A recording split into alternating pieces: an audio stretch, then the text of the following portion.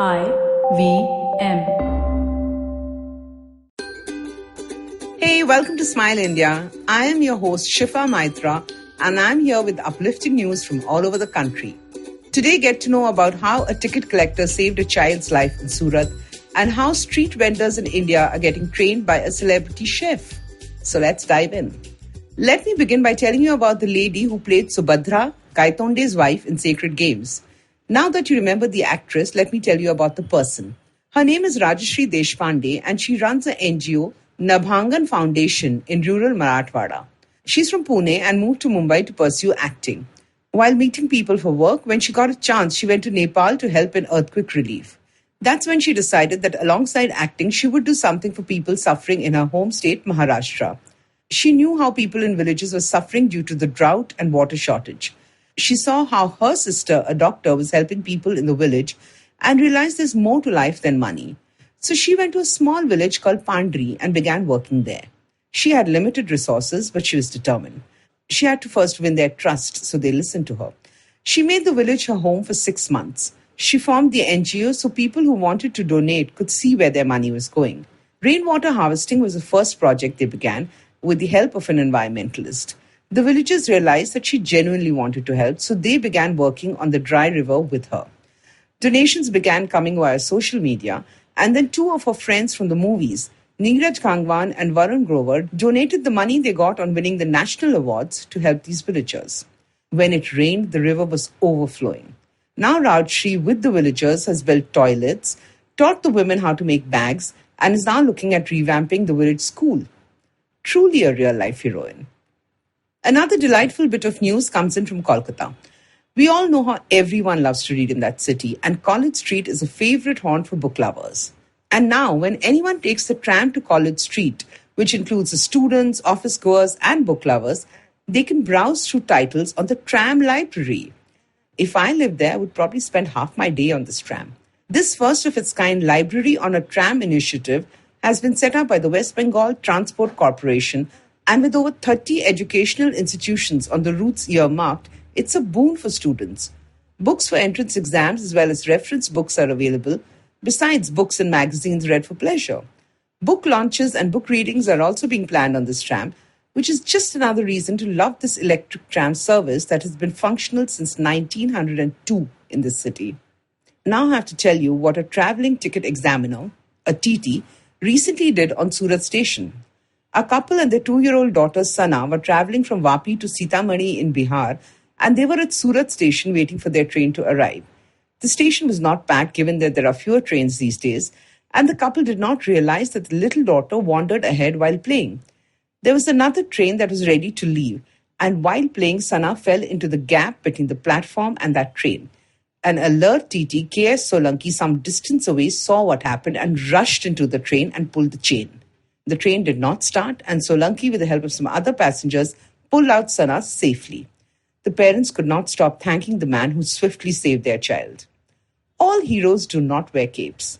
Another hero who's out there on the streets doing something for all of us is celebrity chef Ranveer Brar. Given that the nation loves street food and vendors have been struggling to make ends meet, Brar has stepped in to help. Using his 1 million followers on Instagram, he's begun a fundraiser called Bring Them Back. For this, he's tied up with the National Street Vendors Association of India. He will provide online videos on hygiene and also provide street vendors across India with safety kits that include masks, gloves, protective face gear, and sanitizers.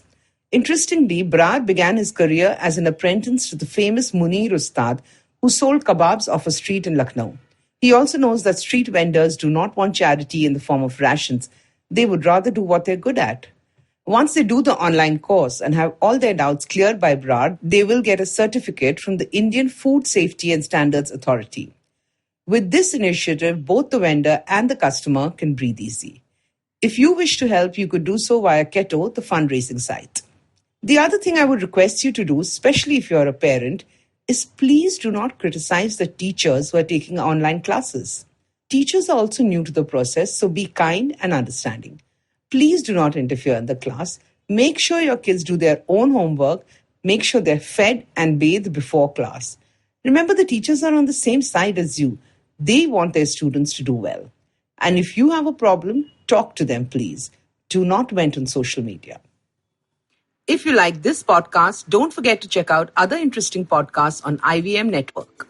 You can listen to us on the IVM Podcast app or ivmpodcast.com. You can also follow us on our social media. We are at IVM Podcasts on Twitter and Instagram. If you want to reach out to me, it's at Shifa Maitra on Instagram and Twitter. I will see you soon with a new episode of Smile India. I hope you enjoyed that show. I'd like to thank our sponsors this week, Intel, for supporting us. First, right off the bat, want to congratulate Ashton Doctor on celebrating the 300th episode of The Habit Coach. It's a great show. If you haven't been listening to it, listen to it now. And if you listen to it, you can almost go for an entire year with an episode a day. It's really fun. Do definitely check that out. Arjun Koladi, the head of sales for Spotify in India, was on Advertising is Dead. Do check that out. Really fun show. On Cyrus Says, we had Samit Basu, the author, fantasy author, one of my favorites. Definitely do check that out. It was Utsav Memorial Week this week on the IVM Network. He was on Cyrus Says Cock and Bull on Thursday. He was on Litnama and, of course, his own podcast, Postcards from Nowhere. Do check that out. And one last note before we go. IVM Likes is back, and we've been doing a bunch of interesting conversations about different pop culture things that you might want to check out during the pandemic. Do give it a listen. I'm sure you'll enjoy that. And with that, I hope to see you again next week. Entertainment is like food for the brain. It's a window to culture and a great way to understand the world around us. The internet has changed what it means to be an entertainer, creating new storytellers with millions of fans. It has spawned a new breed, the story-sellers, those behind the scenes creating the business for this ecosystem. They work with brands, platforms and channels who are keen to capitalize on an audience hungrier than ever for more stories. I'm Vineet Kanabar, and I have a ringside view to how stories are told and sold. On my show, I bring you creators, artists, executives, and marketers for a freewheeling conversation around the business of entertainment. Tune in to Storytellers and Storysellers for personal stories, analysis, and criticism every Thursdays as I talk to the brightest minds telling or selling great stories today.